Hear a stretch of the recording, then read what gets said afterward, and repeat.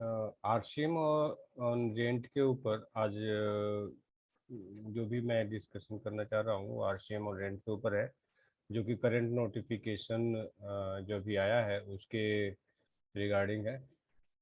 अभी जो नोटिफिकेशन आया है आरसीएम का, वो आपको आया नोटिफिकेशन नंबर 5/2022। ये 13 जुलाई 2022 को आया है, जिसके अंदर आपको रेंट को आरसीएम के अंदर कवर किया गया है। तो इसी के अंदर डिस्कशन करने के लिए मैं ये वीडियो बनाया, ताकि इसके प्रोविज़न पूरी पूरी तरीके से क्लियर हो जाए। तो मैं आपको पहले शेयर करता हूँ, जो भी पीपीटी है उसको शेयर कर रहा हूँ मैं, ताकि बेटर तरीके से इसको समझा जा सके।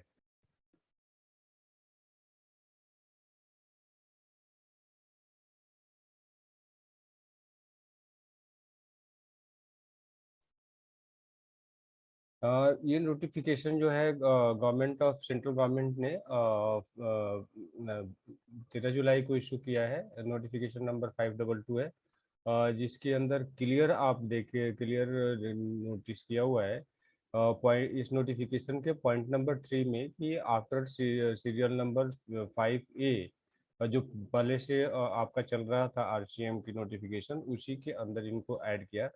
5A की इंट्रीज के बाद नई एक इंट्रीज 5AA ऐड किया गया, जिसके अंदर ये क्लियर हुआ कि service by way of renting of residential building unit to registered person, वो आरसीएम के अंदर कवर होगा। तो इसका मतलब इसके अंदर 3 पॉइंट्स है। पहला ये तो है कि service by way of renting of residential dwelling to registered person, यानी रजिस्टर्ड पर्सन को अगर हम कोई रेजिडेंशियल यूनिट रेंट पे देते हैं, इसमें रजिस्टर्ड पर्सन यानी पर्सन जो है ऑलरेडी रजिस्टर्ड हो। ये कंपल्सन मतलब पहले की जो आरसीएम प्रोविजन है और जो जो नए नोटिफिकेशन है उसमें ये डिफरेंस है। इसके अंदर ये स्पेसिफाइड कर रखा है कि पर्सन जो ऑलरेडी रजिस्टर्ड हो, उसको अगर सर्विस रेंट की सर्विस प्रोवाइड किया जाता है, तो वो पर्सन आरसीएम के अंदर जीएसटी जमा करने के लिए एलिजिबल हो, लायबल होगा। इसमें जो सर्विस प्रोवाइडर है वो कोई भी हो सकता है, एनी पर्सन, चाहे कॉर्पोरेट नॉन कॉर्पोरेट कुछ भी हो सकता है। अगर किसी भी पर्सन के द्वारा अगर रेजिडेंशियल यूनिट जो है अगर किसी पर्सन को रेंट पे दिया जाता है, और जो रेंट अवेल करने वाला पर्सन अगर रजिस्टर्ड पर्सन है, तो रजिस्टर्ड पर्सन जो है आरसीएम के अंदर जीएसटी जमा करने के लिए लायबल होगा। अब हम रिव्यू करें इसको पूरी अगर प्रोविज़न को, तो हम और ज़्यादा बेटर तरीके से पहले हम सबसे पहले हम क्लियर करें कि आरसीएम जो प्रोवाइड किया हुआ था, जो जीएसटी के अंदर प्रोवाइड किया है, वो किस तरीके से प्रोविज़न को इन्यूमरेट करता है, किस तरीके से वो एक्सप्लेन कर रहा है इस प्रोविज़न को। तो सबसे पहले प्रॉब्लम ये हम ये डिस्कस ये देखते हैं कि जो आरसीएम का प्रोविजन है वो सेक्शन 9(3) के अंदर प्रोवाइड किया हुआ है, जिसके अंदर सेंट्रल गवर्नमेंट को ये पावर है कि अगर कोई कमीशन जो जीएसटी काउंसिल अगर रिकमेंड करता है, जीएसटी काउंसिल अगर रिकमेंड कर के रिकमेंडेशन पे वो जो आरसीएम के लिस्ट के अंदर कोई भी सर्विस या गुड्स या सर्विस को ऐड कर सकता है, जो चीज़ के बेसिस पे वो गुड्स या सर्विस आरसीएम के अंदर टैक्सेबल होगा। और इसको अगर हम अगर स्पष्ट करना चाहे तो इस पॉइंट पे ये है कि इसको जब ओरिजिनली ये जो था ये दो पार्ट में था, 993 एंड 94। जो 94 जो है अभी इनएक्टिव है, क्योंकि वो रजिस्टर्ड अनरजिस्टर्ड से रजिस्टर्ड पर्सन की जो भी से गुड्स या सर्विस प्रोवाइड होते थे वो जीएसटी आरसीएम के अंदर कवर होता था। तो अभी वो इनएक्टिव है। तो मेनली जो है 93 के अंदर जो आरसीएम के अंदर प्रोविजंस है वो अप्लीकेबल है, और वो अभी भी चल रहे हैं। तो आरसीएम के अंदर हमारे 9.3 के अंदर दो से तीन नोटिफिकेशन आ चुके हैं, और इस नोटिफिकेशन में काफ़ी सारे बहुत सारे मैटर्स को कवर कर लिया, और उसमें एक नया मैटर जो अभी आया है वो आपका रेंट ऑन रेजिडेंशियल प्रॉपर्टी है, जो कि पहले जो नोटिफिकेशन था 12 सेक्शन 2017 में जो सेक्शन आया था, एग्जेम्पशन आया था, जिसके अंदर आपका रेजिडेंशियल प्रॉपर्टी पे जीएसटी को एग्जेम्प्ट किया गया था, उसको कवर करने के पर्पज से इस नोटिफिकेशन को लाया गया। अब हम एक्सप्लेन करते हैं कि इसको किस तरीके से ये अप्लाई होता है, किस तरीके से अप्लाई होता है। अगर हम देखें तो इसमें दो पार्ट है, एक लैंडलॉर्ड है और टीनेंट है। लैंडलॉर्ड और टीनेंट में पहले की जो जो भी हम अभी तक जो आरसीएम के प्रोविजन है, उसके अंदर क्या कंपल्सन होता है, अगर अगर कोई आरसीएम के अंदर कोई भी जीएसटी या कुछ भी अप्लाई करना आपके ऊपर अप्लीकेबिलिटी आती है, तो आपको रजिस्टर्ड होना पड़ता है, ताकि आप आरसीएम के कंप्लायंसेस को पूरी कर ले।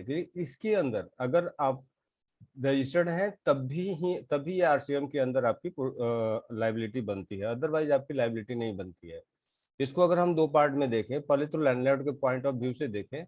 अगर लैंडलॉर्ड रजिस्टर्ड हो या अनरजिस्टर्ड हो, उसके ऊपर इस नोटिफिकेशन के अंदर कोई लाइबिलिटी एराइज नहीं होता। लैंडलॉर्ड अगर रजिस्टर्ड है या अनरजिस्टर्ड है और वो रजिस्टर्ड रेजिडेंशियल यूनिट किसी को रेंट पे देता है, तो उसकी कोई लाइबिलिटी नहीं आती, वो जीएसटी से बिल्कुल फ्री है, क्योंकि ऑलरेडी इसके ऊपर एग्जेम्पशन आपका अप्लाई करते हैं। अब आते हैं टीनेंट साइड में। अगर टीनेंट अनरजिस्टर्ड है तो उसके ऊपर कोई जीएसटी की लाइबिलिटी नहीं आती, क्योंकि जो रेजिडेंशियल यूनिट है वो जीएसटी से एग्जेम्प्टेड है। लेकिन अगर टीनेंट रजिस्टर्ड है तो इस सेक्शन के अंदर कवर हो जाता है। अगर तो उसको 18% के दर से रेट से आपको जीएसटी अप्लाई करना पड़ेगा, जीएसटी जमा करना पड़ेगा आरसीएम के अंदर। इसमें एक बात और नोट करना है, करने वाली बात है कि चाहे इसके अंदर अगर चाहे लैंडलॉर्ड रजिस्टर्ड हो या अनरजिस्टर्ड हो, इससे आपकी कोई मतलब उससे आपके ऊपर कोई अंतर नहीं पड़ता। आपकी लाइबिलिटी, टेनेंट की लाइबिलिटी जीएसटी के अंदर रिवर्स चार्ज में बनी रहेगी अगर वो रजिस्टर्ड होता है। अब आते हैं,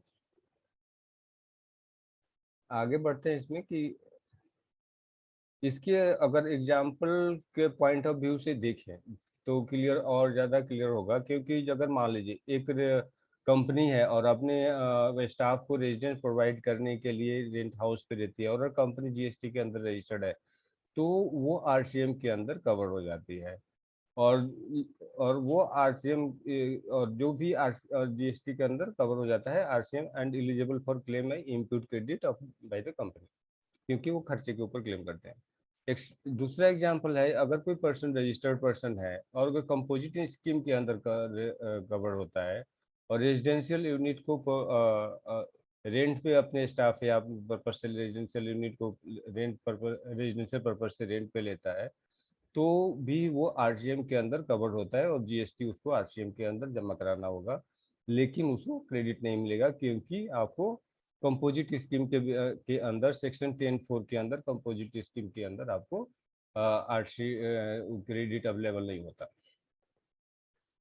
तीसरा एग्जांपल है कि अगर कोई इंडिविजुअल टैक्स रजिस्टर्ड है और प्रोप्राइटरी कंसर्न में है, और वो रेजिडेंशियल प्रॉपर्टी अपने रहने या अपनी फैमिली के रहने के लिए लेता है, तो भी उसको आरसीएम के अंदर जमा कराना होगा।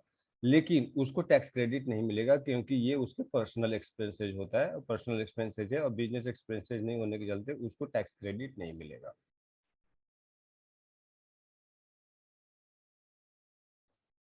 अगर चौथा एग्जाम्पल अगर हम देखें, क्लियर करें कि अगर कोई कंपनी है, अगर कंपनी रजिस्टर जीएसटी के अंडर रजिस्टर्ड है और अपनी डायरेक्टर्स के लिए रेजिडेंशियल यूनिट को रेंट पर लेती है, तो उसको इसके अंदर रजिस्टर आपको जीएसटी के अंदर आरसीएम के अंदर 18% से टैक्स जमा करना पड़ेगा, और वो इनपुट क्रेडिट ले सकती है।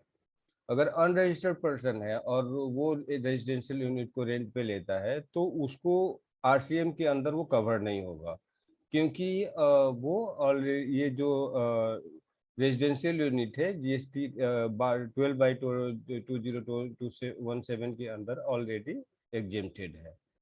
तो क्लियर है इसके अंदर कि इसको अगर हम दो पार्ट मतलब different different point of view से देखें, तो सबसे पहला पॉइंट ये है कि अगर कोई पर्सन, चाहे वो रजिस्टर्ड है या अनरजिस्टर्ड है, किसी ऐसे पर्सन को अपनी रेजिडेंशियल यूनिट रेंट पे देता है जो ऑलरेडी रजिस्टर्ड है, तो जीएसटी की रिस्पॉन्सिबिलिटी टेनेंट को होगी। दूसरा, अगर वो अनरजिस्टर्ड है, अगर किसी अनरजिस्टर्ड पर्सन को देता है, तो उसके अंदर ये आरसीएम कवर नहीं होगा। तो इसी दो पॉइंट में ये क्लियर होता है कि आरसीएम सिर्फ रजिस्टर्ड पर्सन के लिए ही अप्लीकेबल है, और ये कंपल्सन मतलब कंपल्सन क्रिएट नहीं करता कि अगर आप कंपनी है या कोई पर्सन है जो आरसीएम के अंदर अगर आपकी लाइबिलिटी बन रही है इसके अंदर रेंट के अंदर, तो ऐसी कोई लाइबिलिटी नहीं बनेगी, क्योंकि जब तक आप रजिस्टर्ड नहीं है या पहले से आप रजिस्टर्ड नहीं है, तो इसके लिए आपको अलग से रजिस्ट्रेशन लेने की जरूरत नहीं पड़ेगी, क्योंकि ये कंपल्सन क्रिएट नहीं करता कि आपको रजिस्टर्ड होना पड़ेगा। जैसे कि अदर्स